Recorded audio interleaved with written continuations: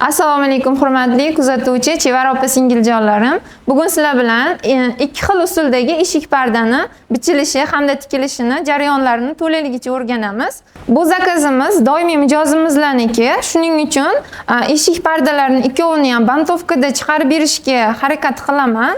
Ikkalasini ikki xil usulda tikib ko'ramiz. Pardalar bilan ishlashga bichuv stolimiz bor, lekin bizga mana shu kafelda bichish rosa ham qulay. Pardani yon kromka qismini kafel chizig'iga qo'yib olamiz. Etak qismidan ortiqcha joyini kesib olib tashlaymiz. Xo'p, uy bo'yi 259 sm, patologdan o'sha polgacha 10 sm plus chok haqqiga qo'shib olamiz. 269 sm matoni yonini chiziqqa qo'yib, etagidan ko'stini kesib olganimizdan keyingina chizib belgilab olamiz.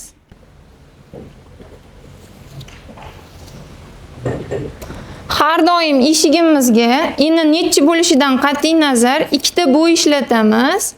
Agar 1 metrdan kam, 90 dan kam eshiklar bo'ladigan bo'lsa, bitta bo'y ishlatsak bo'ladi, lekin undan katta eshiklarga har doim ikki bo'y ishlataman, chunki skladlari chiroyli terilib chiqadi. Mana birinchi bo'yni oldik, endi bu overlockga ketadi, ikkinchi bo'yni ham kesib olamiz. Deyarli ko'p matolarimizda, shunaqa cho'ziladigan matolarimizda har bitta bo'yni olganda etagini ko'stini olinadi, chunki ko'p matolarimiz kromka tomoni osiladi, har bitta bo'yda olinadi. Mana shu ko'stini. Agar e'tibor bergan bo'lsangiz, mana hozirgina kesilgan bo'lishiga qaramay bu tomon osildi. Deyarli ko'p matolarimizda xuddi shunaqa bo'ladi. Har bitta bo'y olganimizda kromka taraf ozgina 1 sent, 2 sentgacha osilib beradi. Shunaqa cho'zilishi bo'ladi. O'shaning uchun har bitta bo'yi alohida chiziqqa qo'yib, diabraskadan chiqarib kesib olamiz. 269 edi.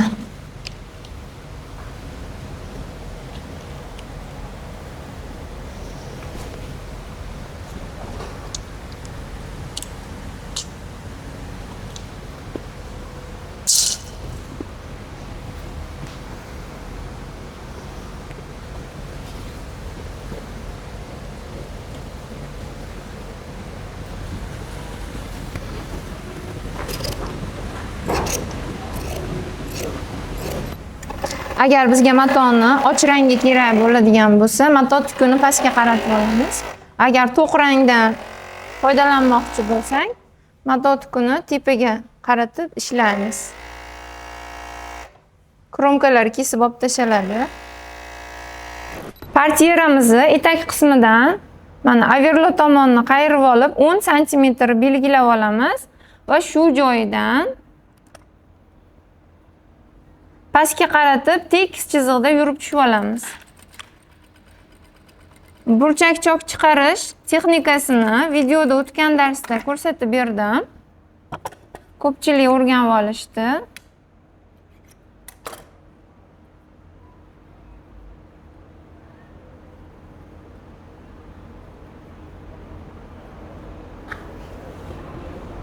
Mana shu usulda bosilsa, portieraning yon va etak qismi chok juda ham chiroyli chiqadi, o'ng tomonida ko'rinmaydi. Endi etak qismidan boshlab bosib olamiz.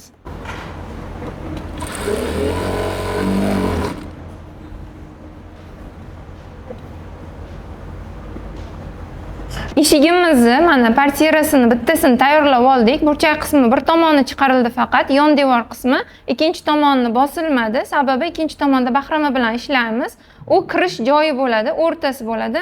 Endi ikkinchi portieramizni mana shu birinchi portieraga juftlab turib burchagini chiqarib olamiz. Agar boshqa tomondan burchak chiqarib qoladigan bo'lsak, ikkita bir xil tomon bo'lib qoladi. Eshigimizda ikkita bir xil toq portiera bo'lib qoladi. O'shaning uchun hushyor bo'lib burchagini juftlab chiqarib olishimiz kerak. Maton yon va etak qismlari to'la buklovda bosib chiqilgandan keyin dazmol qilib olamiz. Dazmoldan keyin bahramaga o'tsak bo'ladi. Mijozlarimiz istaklariga ko'ra ko'pincha biz shunaqa sigaret yoki durli bahramalarimiz orqasidan shunaqa makaronkalar bilan birga ishlaymiz. O'shanda mana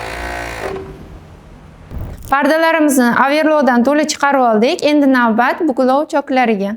Kombinatsiya matolarimizni bir-biriga ulab olamiz.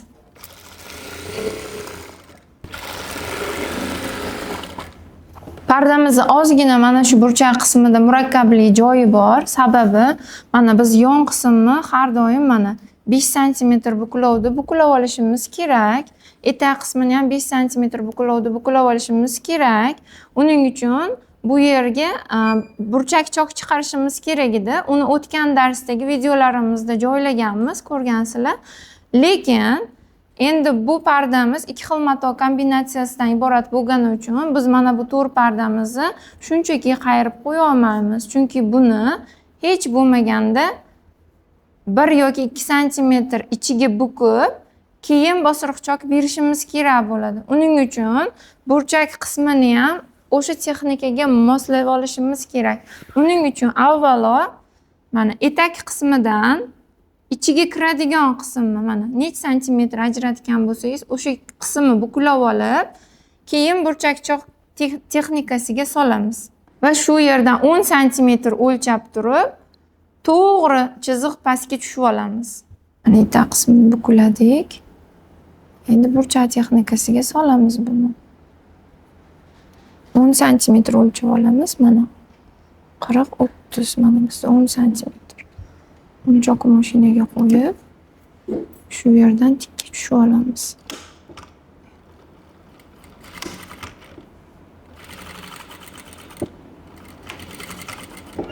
Ipak matoyimiz qalinligi hisobiga buni ichida qoldirmaymiz, ortiqcha joyini kesib olib tashlaymiz.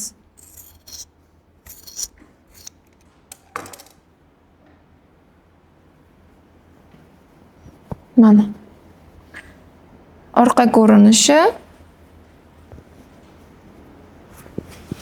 mana ichki ko'rinishi.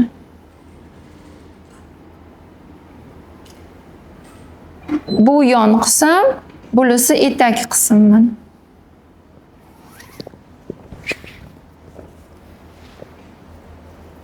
matoni bu tomonida bahrama qadaladi, etak qismi to'r setkamizni boshqacha rangli ipda bosamiz. Hozir qalin joyimizga mashinamiz ipi tushgani uchun bosiriqchoqni shu joydan boshlaymiz. Chunki ranglar o'zgargan joyda mashinaning ipi ham o'zgarishi kerak, almashtirish kerak.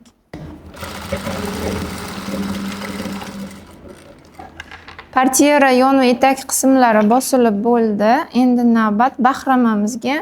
Setka pardamiz juda ham mana ingichka, yumshoq, nejniy mato bo'lgani uchun faqatgina bir marta yuramiz. Yurilganda ham mana shu setkasini tepasidan yuramiz. Mana shu to'rni tepasidan yuramiz, e'tibor beramiz. Ipli joydan yurmaymiz. Bahrama har doimgidek mato pastida bo'ladi.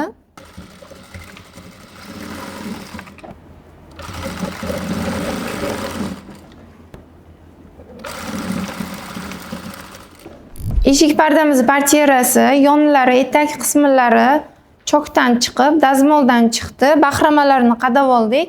Endi tepa qismini kengligini o'lchab olamiz.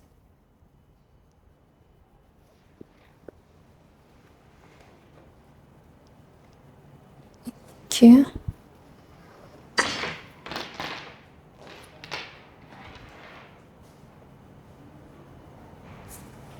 284 santimetr.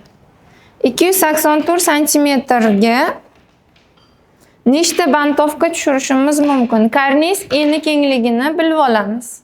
Bizda karnizimiz kengligi 1.65 santimetr.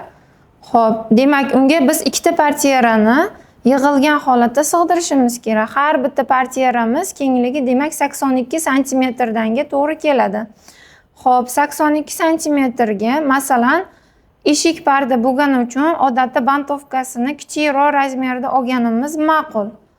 Misol uchun 7 santimetrli bantovkadan nechta sig'adi? 82 santimetrda.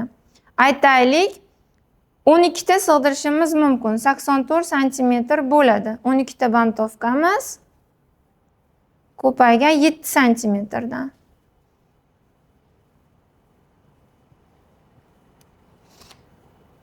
Xo'p, umumiy matoyimiz kengligi 284 santimetr.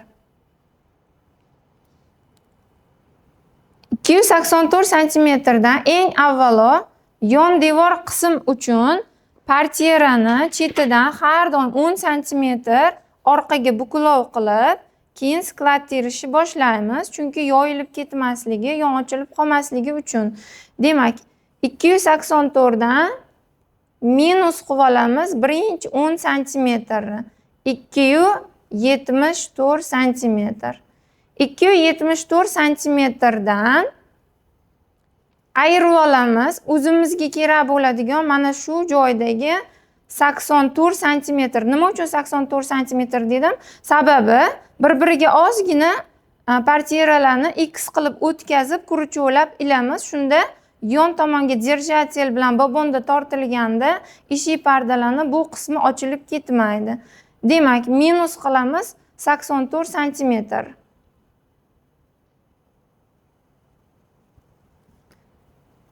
ikki yuz sakson to'rt minus 10 santimetr minus 0,84 santimetr.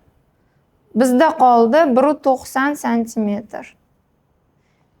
Demak, umumiy kenglikdan 284 santimetrdan biz orqasiga qayriladigan 10 santimetr ayirib oldik va ko'zimizga ko'rinib turadigan 84 santimetrni ayirib oldik. Bizda 1,90 santimetr ortiqcha mato qoldi. Endi bu ortiqcha matoni bu yerda 12 dona bantovka tushiramiz deb kelishdik. 12 ta bantovkani orqasiga mana shu 1,90 santimetrni teppa-teng qismda bo'lib, kirgizib, yo'qotib olishimiz kerak bo'ladi. Endi demak 1,90 santimetrni bo'lamiz 12 ga. 15 santimetr. Demak, har bitta 7 santimetrli bantovkamizni orqasiga 15 santimetrdan kirish bor. Endi 15 santimetrni 2 ga teng taqsimlaymiz. Sababi bantovkani mana bantovkamiz 7 bo'lyapti. O'rtaga mana shu joyga kiradigan qism 15 santimetr bo'lyapti. 15 santimetrni teng o'rtasidan bo'lib 8,5. 8,5 mana bu bantovkani ortiga yashirilib o'tadi. 8,5 keyingi bantovkani ortiga yashirinib teng teppa-teng taxlovda kirib ketadi. 7 santimetr 15 santimetr bo'lamiz 2 ga 7,5 dan.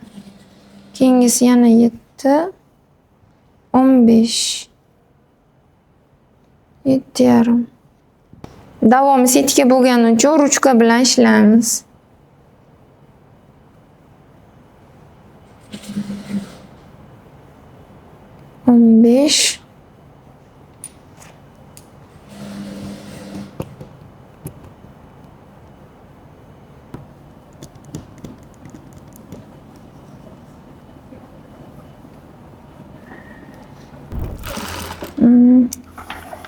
Yetti santimetrli bantovkalarimizni terishni boshladik.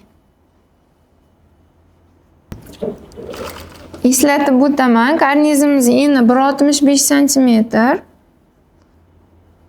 Har bir tomon portierasi 82,5 santimetrga tayyor bo'ladi. Lekin biz 84 santimetrga tayyorlaymiz. Sababi mana shu bosh, mana bahrama joyi kurchogi bir-biriga X qilib ozgina o'tkazib yuboriladi. Ikkinchi sababi, siz nech santimetrli bantovka terayotgan bo'lsangiz, o'sha soningizga bo'lina oladigan raqamga yaqinroq kenglikda taxlashingiz kerak, tayyorlashingiz kerak portierani. Endi tepa qismiga dibi korsajimizni qadab olamiz. Qadashda e'tiborli bo'lamiz, sababi mana shu vishivka qismini cho'zib yubormasligimiz kerak. Agar cho'zilib ketsa, biz istagan razmer chiqmasligi mumkin. High-tech usuldagi orqaga taxlangan bantovkali eshik pardamiz mana bitta tayyor. Roppa-rosa 84 santimetrga yig'ildi. Portieramiz roppa-rosa 84 santimetrga tayyor bo'ldi. Suv tashi bilan, mana suv tashdan tashqari Bizga kerakli razmer 82 santimetr. Mana shu joyida kurchogimiz bir-biri bilan xli bo'lib karnizga kiradi. Va ikkita 82 santimetrimiz 1.65 karnizimizga lop-loyiq tushadi. Ikkala eshik pardalarimiz tayyor. Endi buni mijoz xonadonlarga borib ilib beramiz. Bu eshik pardamizning ilingan holati, e'tibor beramiz, bantovkalari juda ham ideal holatda taxlangan.